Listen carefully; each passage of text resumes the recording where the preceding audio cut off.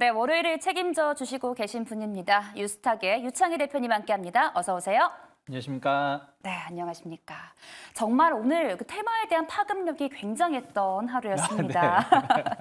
네, 윤 대통령이 오늘 오전 10시쯤이었나요? 네. 그 포항 영일만 일대 천연가스와 석유가 매장돼 있을 가능성을 언급을 하면서 이 시추 계획을 승인을 했습니다.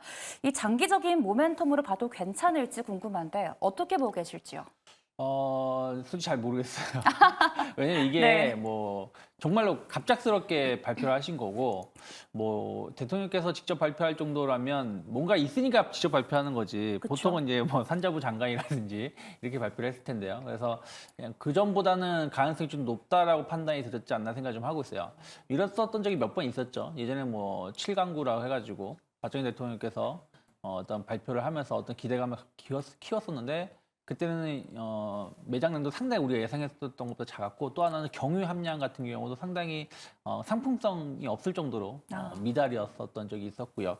그리고 90년도에는 동해 가스전 4,500만 배럴이 있다라고 발견을 했고, 이거를 2021년까지 상업 생산을 하면서 사용했었던 바가 있습니다. 근데 이번에 이제 발표 나온 거 보면은 140억 배럴이라고 하거든요. 네. 그러면 어마어마한 양이라고 하죠. 그래서 우리나라 가치로 따졌을 때는 한 어느 정도 될까요? 뭐 산자부 장관이 표현한 것으로는 삼성전자의 한 5배 정도 규모라고 하니까, 네. 그럼 삼성전자가 지금 한 400조 가까이 되거든요. 400조도 넘거든요.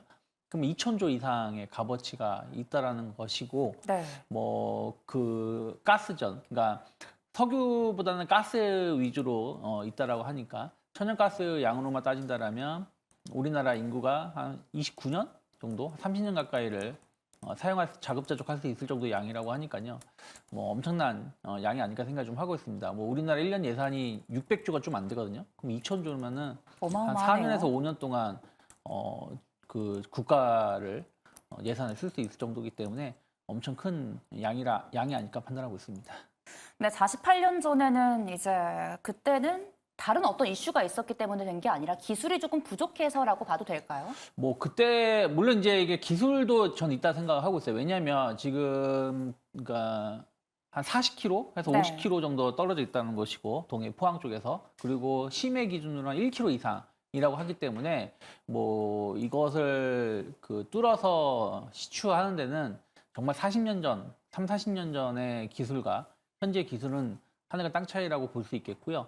또 하나가 이제 수지 타산이죠. 그만큼 네. 이제 캐기가 시추하기가 어렵기 때문에 단가가 맞는 경제성이 없다면, 그러니까 아무리 거기에 매장량이 석유라든지 가스가 있다고 하더라도 그거를 뽑는데 비용이 많이 들어간 거 대비해서 막상 사용할 게 별로 없다라면 경제성이 없기 때문에 그런 것도 좀 따질 부분이 있다 생각 좀 하고 있어요. 그래서 연말까지 해서 5개의 관을 한번 뚫어봐서 있는지 없는지를 좀 찾는다고 했기 때문에 네. 뭐 정부가 발표하기로는 한 20% 정도 가능성이 있다라고 하는데, 물론 이제 뭐 다른 사례하고 비교해 본다면 상당히 높은 겁니다. 다른 사례는 보통 10% 정도 네, 맞습니다. 있다고 하거든요. 10%.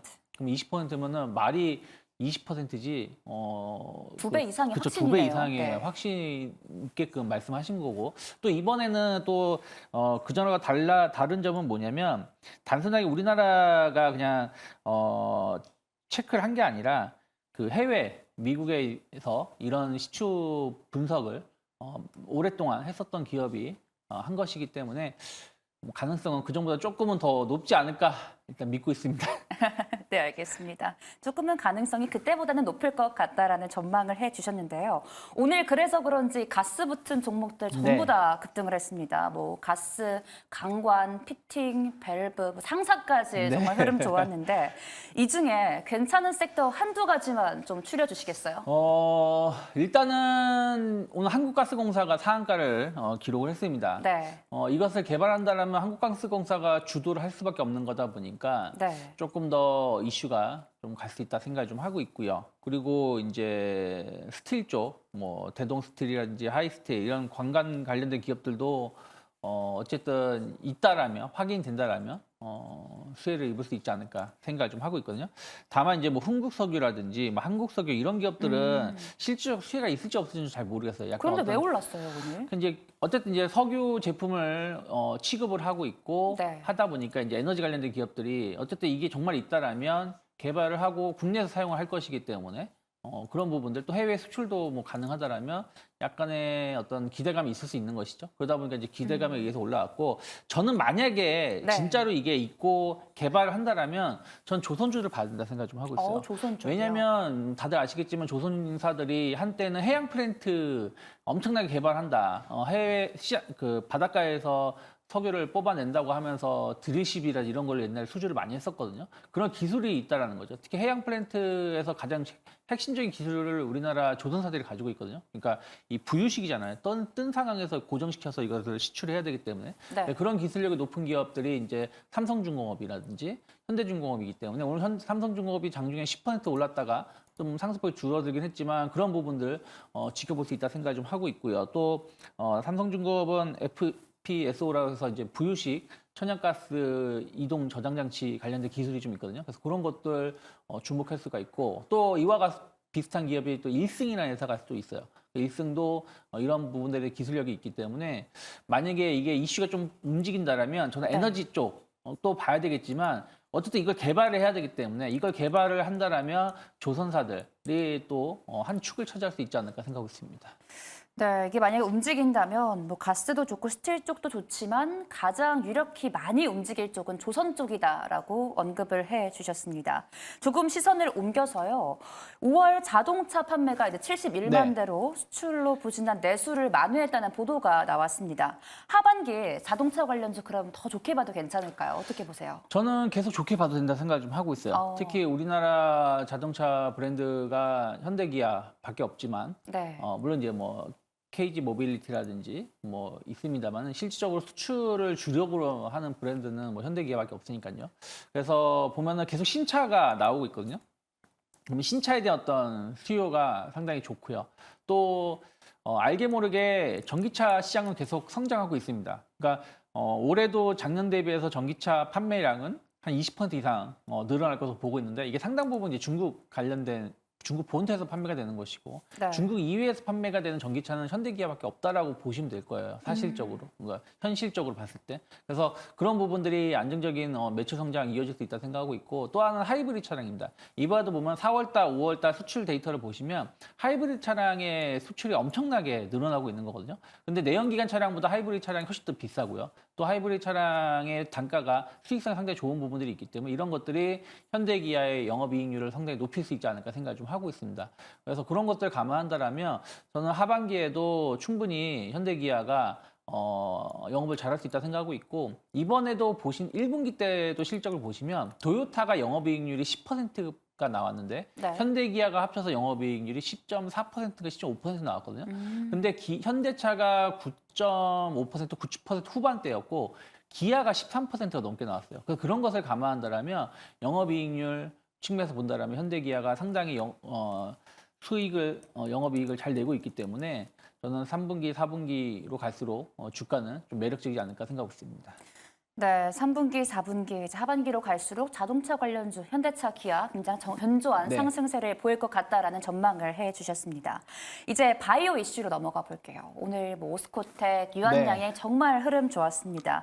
이 폐암 신약이죠. 이 렉나자의 FDA 승인 기대감인데 저는 이제 개인적으로 이제 그 HLB발 쇼크가 컸어서 그런지 네. 이걸 믿고 가도 되는 모멘텀인가 조금은 우려감이 있거든요. 어떻게 보세요? 일단 지금 아스코가 진행이 되고 있는 거잖아요. 네, 그러다 그렇죠. 보니까 관련된 기업들의 주가가 오늘 좋았습니다. 뭐 유한양도 한 9% 올랐지만 리가켄바이오도 한 5, 6%좀 상승을 좀 했고요. 네. 뭐 ABL 바이오도 좋은 흐름을 좀 보여줬고요. 그리고 알테오젠도 오늘 주가 상승이 상당히 좋았습니다. 그래서 오늘 전체적으로 아스코 관련돼서 어떤 기대감이 있는 기업들이 주가가 안정적인 흐름을 좀 보여줬었고 유한양행 같은 경우는 오늘 9% 올라갔고 오스코텍도 오늘 20%가 넘는 상승을 좀 보여줬어요. 네. 이 렉나자 관련해서 계속해서 진짜 투자자의 마음을 들었다 놨다 하는 것 같습니다. 맞습니다. 얼마 전에 한 2주 전인가요? 유한은행이 갑자기 급락이 한번 나온 적이 있었어요. 네. 그때는 루머가 나왔던 게 렉나자에 관련해서 약간 효능이 조금 안 좋지 않냐는 어떤 루머가 나오면서 주가가 급락하긴 했었는데 사실 작년에도 그랬습니다. 작년에도 렉나자 관련해서 이슈가 있었다가 작년 하반기인가요? 그때 한번 주가가 한번 크게 하락이 나왔었는데 그 하락이 나온 게 렉나자가 효과가 없는 건 아니다. 하지만 효과가 예상보다 좀 떨어진다라고 하면서 주가가 하락이 나왔거든요. 네. 그러면서 요 관련된 이슈가 계속해서 끊임없이 노이즈로 작용하고 있는데 이번에 만약에 FDA 승인을 받는다 그러면 충분히 재평가를 받을 수 있다 생각 좀 하고 있고 또 하나는 아직 FDA 승인을 받는다 그러면 하면서 주가가 오른 건 없습니다. 최근 들어서 조금 올라온 것이지 유한양의 주가 수준을 보신다면 작년 여름부터 지금까지 보면 상단이 한 8만 원 정도 선에서 네. 막혀 있었고 하단은 한 6만 원에서 지지가 되면서 큰 밴드를 놓고 상승과 하락을 보여주는 것이고 또 오스코텍 같은 경우도 최근에 상승을 좀 한 것이지 실질적으로 주가만 본다라면 크게 올라가진 않았다. 비슷합니다. 유한양하고 비슷하게 상단이 한 3만 5천 원, 하단이 2만 원. 이 높은 밴드를 놓고 이제 돌파를 시도하는 것이기 때문에 네.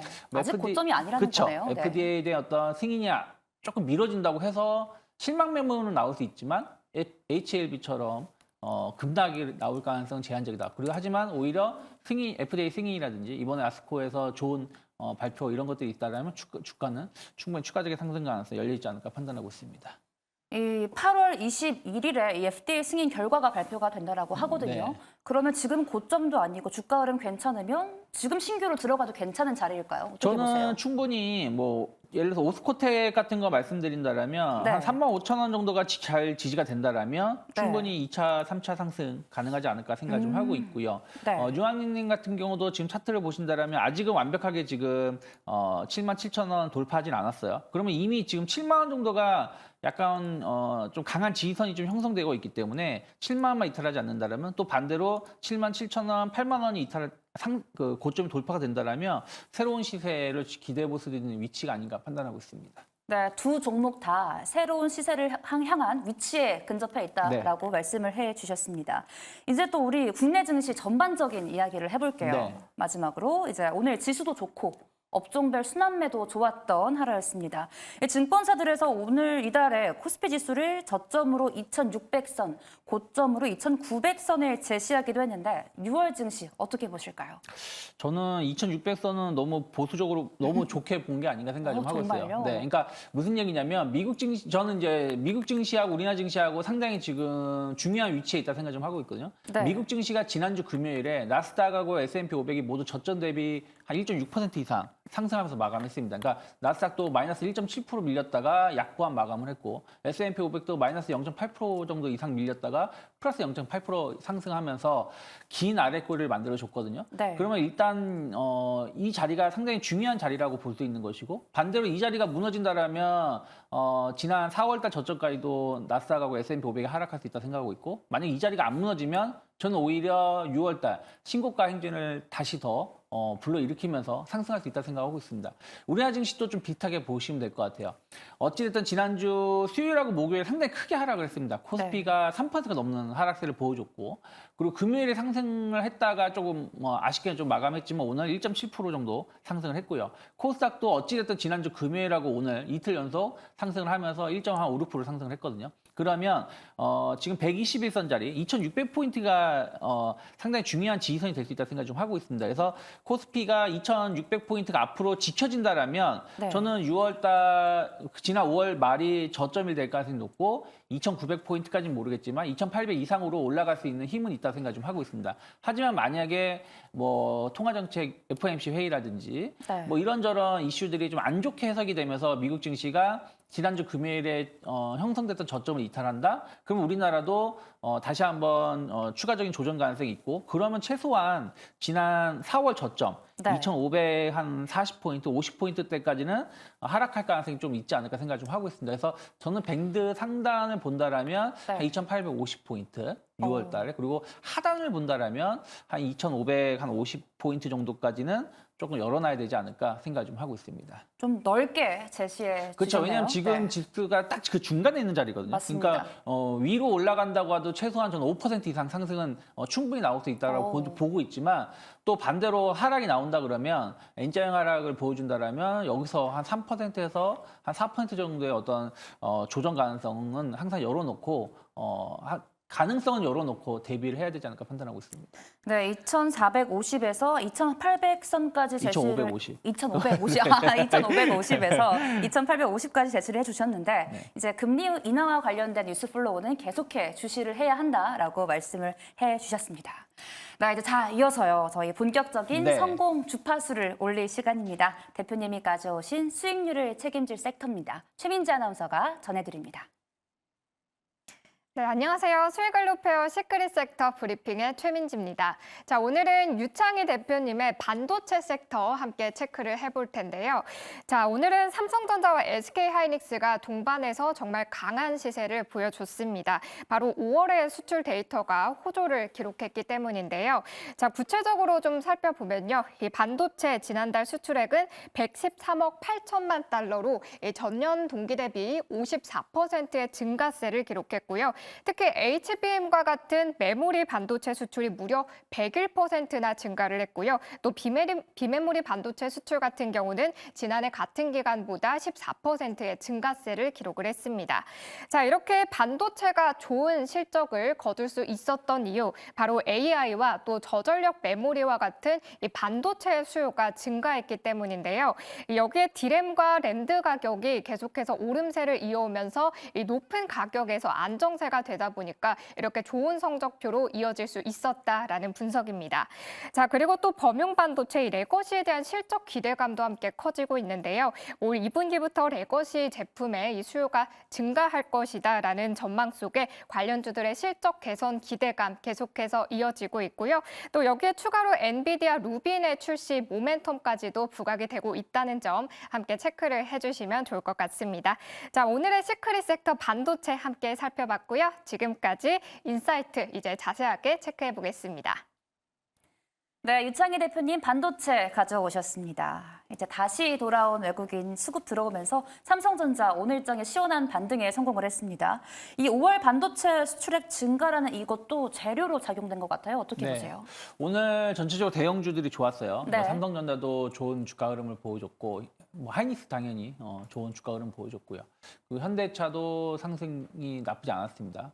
조선주들도 주가 좋았죠. 흐름 나쁘지 네. 않았고요. 그러니까 이런 것을 본다라면 일단은 그러니까 그저께죠. 그 5월 달 수출입 동향 결과 발표가 확인되면서 4월 달에도 상당히 수출 데이터가 나쁘지 않았거든요. 근데 5월 달에는 더 좋은 수출 데이터를 보여줬죠. 그래서 4월 달에는 무역 수지 흑자가 15억 달러였는데 5월 달에는 50억 달러를 기록을 하면서 상당히 그 무역 수지는 12개월 연속 흑자를 보여줬고 41개월 만에 최대 규모의 흑자를 보여줬습니다. 5월 달에. 그러다 보니까 그러면 4월 달, 5월 달 상당히 좋은 무역 수지를 보여줬다라면 갑자기 6월 달에 꼬꾸라질 가능성은 없는 거 아니겠습니까? 그렇죠. 그러면 6월 달 거 아직 이제 시작이지만 6월 달도 4월 달, 5월 달에 평타 정도만 해준다라면 여기서 좋은 수출 기록을 보여준 기업들이 결국 2분기 실적으로 반영될 수 있다는 것이죠. 그래서 그런 것들이 기업들에 대한 어떤 상승을 좀 불러일으킨 것이 아닌가 생각을 좀 하고 있습니다. 특히 이제 중국이 엄청나게 경기 부양을 하면서 중국 쪽에 대한 수출 회복세가 상당히 두드러지는 부분들이죠. 그래서 미국 같은 경우도 15.6% 상승을 했고 중국 같은 경우도 8% 상승을 했습니다. 그리고 인도라든지 아세안 쪽이 20% 이상 증가를 하면서 지금 핵심적인 그 지역을 꽉 잡고 있다 우리나라가. 왜냐하면 인도, 아세안 지역은 새로 뜨는 신흥 생산국인 것이고요. 미국은 IRA 리오셔로 인해 가지고 다시 뜨고 있는 지역이고 그나마 약했었던 중국마저도 회복세를 보여주고 있는 것이기 때문에 이런 것들이 우리나라 기업들이 상당히 좀 수혜를 좀 입고 있는 것이 아닌가 생각을 좀 하고 있어요. 그래서 반도체가 54.5% 정도 수출이 늘어났고 네. 특히 반도체 쪽에서 주목할 것은 첨단 반도체 AI 그러니까 HBM이 되겠죠. AI 네. 관련된 반도체가 100% 이상 수출이 늘어나는 것이 확인됐고 네.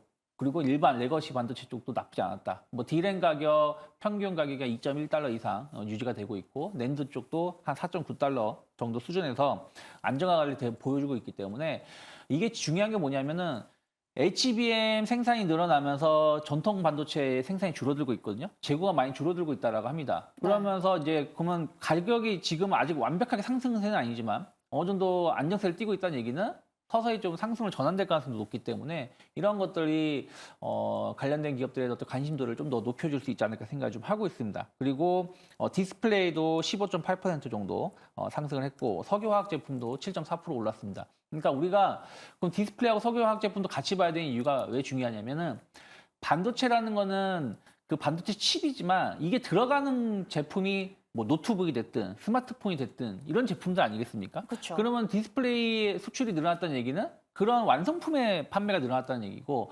석유화학 제품의 수출이 늘어났다는 것도 거기에 들어가는 거. 이거 다 플라스틱 같은 거 다 석유화학 제품이거든요. 그렇죠. 이런 부분들이 같이 늘어난 거기 때문에 IT 제품 쪽에 어떤 회복세가 수요가 좀 회복되고 있다는 부분들 그러면은 어쨌든 하반기로 갈수록 보통은 이제 IT 제품은 3분기가 성수기거든요. 미국하고 유럽 같은 경우는 다 2학기 가을 학기가 이렇게 학기 초기 때문에 그래서 그런 것들을 감안한다면 충분히 실적이 수출이 더 늘어날 수 있는 여지가 있지 않을까 생각을 좀 하고 있습니다. 그래서 오늘 보시면 삼성전자, 하이닉스도 좋은 주가 상승을 보여줬지만 반도체 기업들을 보시면은 HBM 반도체 쪽도 나쁘진 않았지만 오히려 HBM 관련된 것보다는 약간 전통 레거시 반도체 쪽에 좀 매출 비중이 조금 높은 기업들이 상대적으로 조금 더 많이 올라갔었던 것들도 어쨌든 아직까지는 HBM 반도체가 핵심적인 건 맞지만 전체 매출로 따지면 HBM 반도체 시장이 한 25%? 아직 30%가 채 안 됩니다. 레거시 반도체 쪽이 한 70에서 75% 정도 차지하고 있기 때문에 이쪽에 대해서 수출이 상당히 개선되고 있다는 게 확인되면서 관련된 기업들이 쪽 주가가 좀 더 좋은 흐름을 보여주지 않았나 판단하고 있습니다. 네, 방금 전에도 HBM이 100% 넘게 수출을 성공했다라고 네. 말씀을 해주셨잖아요. 그런데 이제 삼성전자 하면 이 엔비디아 콜 테스트에 네. 아직 통과를 못했다는 점에서 계속 내리막길을 걷다가 네. 이번에 상승을 한 건데 한간에서는 이 불확실성이 해소되기 전까지는 오늘은 잠깐의 반등이다라는 이야기가 나오고 있는데 이에 대해서 어떻게 보세요? 저는 물론 그건 맞는 것 같아요. 그러니까 어쨌든 주도주는 하이닉스가 될 수밖에 없다고 생각하고 있고 삼성전자는 전혀 힘을 못 내다가 네. 지난번에 이제 젠스황의 그 사인 한 장만 가지고도 주가가 7만 원 초반에 하던 것이 8만 6천 원까지 상승하는 기염을 토하기도 했었는데 네. 아직 뭐 테스트를 통과하지 못했다라고 하고 있는 거 아니겠습니까?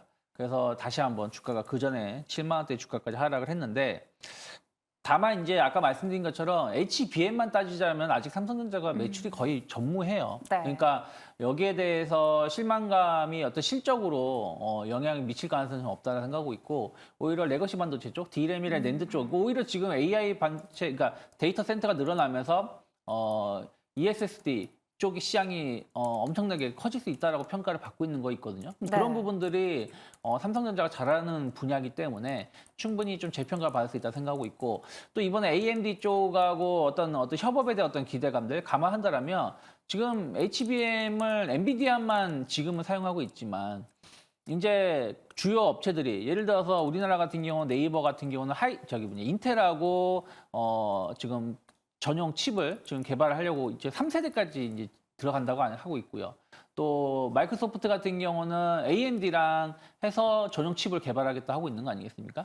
그래서 주요 기업들이 이제 자기만의 전용 칩을 지금 개발하려 하고 있는데 네. 이게 아직은 뭐 성공한다 실패한다 뭐라고 말할 수는 없지만 한 1년 정도 지나면 결과가 나올 거예요. 그래서 제가 지난번에 한번 삼성전자를 봤을 때 뭘 봐야 되냐면은 HBM도 중요하지만 HBM이 조금 뒤처진다라면 파운드리 시장이 좀 중요할 수 있다라고 말씀드렸었는데 어쨌든 이 파운드리 시장은 지금 TSMC랑 삼성전자 그 중국에 있는 기업이 있는데 중국은 이제 규제를 할 거니까 의미가 없는 거 아니겠습니까? 네. 그러면 아무래도 이제 두 기업이 시장을 끌어간다라면 아무리 삼성전자가 못한다고 하더라도 지금보다 높은 점유율을 차지할 수밖에 없는 것이고 그런 것들이 좀 재평가를 받는다라면 저는 주가에는 뭐 지금 당장 이것이 다 반영이 되면서 올라간다 말은 못하겠지만 길게 본다라면 충분히 주가는 더 우상향할 수 있다 생각을 좀 하고 있습니다. 그래서 6월 13일인가요? 그때 삼성전자 개발자 컨퍼런스 그게 있기 때문에 거기서 이제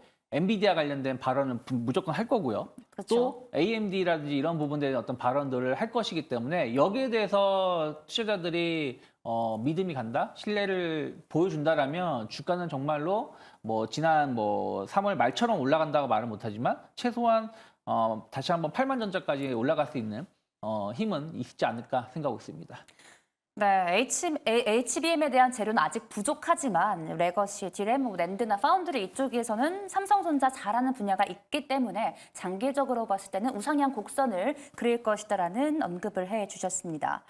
또요, 오늘 좀 반도체에서 이슈가 됐던 게 한미 반도체가 오늘 급락을 네. 했습니다. 이 TCL 본더 때문인데 네. 이게 이 정도로 빠질 이슈였는지 차익 실현이었는지 궁금합니다. 어떻게 보세요? 약간 이제 저는 차익 실현도 좀 있었다 생각을 좀 하고 있고요. 또 하나는 어쨌든 지금까지는 네. 한미 반도체가 독점이었잖아요. 그렇죠. 한미 반도체 장비가 없으면은 HBM 못 만든다. 그래서 삼성전자가 지금 엔비디아의 테스트에 통과했다 안 했다의 기준이 되는 점이 기준이 되고 있는 게 뭐냐면 아직 네. 한미 반도체한테 장비를 안 받았다 하는 거 아니겠습니까? 그러다 보니까 이제 그러한 것들이 이제 한미 반도체 주가를 엄청나게 끌어올렸는데 아직 뭐 완벽하게 그 물량이 들어가는 건 아니에요. 하나 에어로스페이스 자회사가 만드는 제품이 지금 들어간다는 것인데 네. 아직 이거는 지금 테스트 중이라고 하고 있고 지금 이제 일단 하이닉스가 이게 바로 이제 HBM 쪽을 사용한다라기보다는 레거시 반도체 쪽, 그러니까 기존의 D램이라든지 낸드 쪽으로 좀 테스트를 좀 하려고 하고 있는 것 같아요. 여기서 한 다음에 좋은 결과를 본다라면 HBM3E라든지 뭐 이런 쪽을 해가지고 좀 전환시켜서 사용할 가능성이 높다라는 내용들이 좀 발표가 되는 것 같습니다. 그러다 보니까 이제 한미 반도체는 독점적인 어떤 구조가 깨지게 된다라면 아무래도 조정을 주가의 조금, 프리미엄은 네. 빠질 수밖에 없는 거죠. 지금 엔비디아가 엄청난 주가 상승을 보여주고 있는 거. 이제 3%만, 그러니까 애플의 주가가 아예 안 오르고 엔비디아 주가가 3%만 오르면 전 세계 시가총액 2위가 되거든요.